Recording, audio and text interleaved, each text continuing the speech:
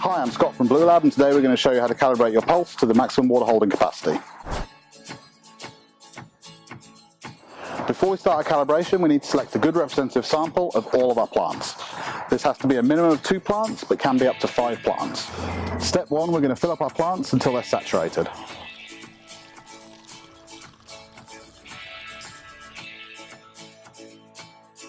Step 2, we're going to let all the pots free drain for at least an hour.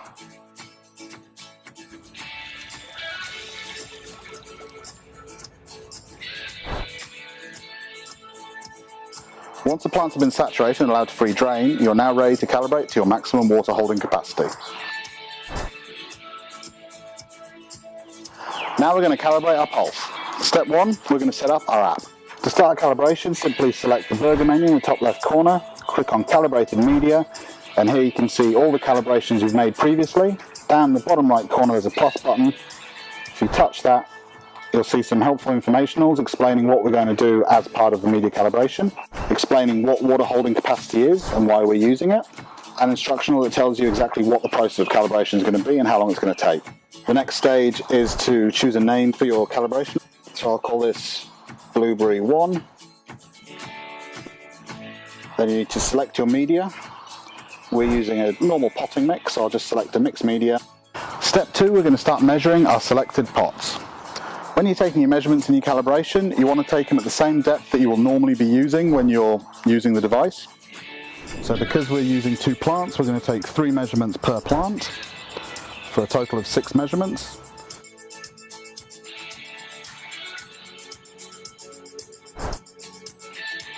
Now on the check calibration screen, take a measurement and you should see a nice green box pop up saying great measurement, measure again. Do that a couple of times, you should be getting mostly green measurements. If you get the odd orange measurement, that's okay. If you want to check it to see what a bad measurement looks like, simply take a plant like this one that hasn't been saturated, hasn't been watered, take a measurement from there, and you'll see a red measurement appear. Now this doesn't mean that this plant is bad, it simply means it is not at the maximum water holding capacity, which is what your other 2 samples are at. Once you're happy with your calibration, hit save, and this calibration will now be included on the list of medias on your configure screen. Remember, you need to go back to the configure screen and send this new calibration to your pulse.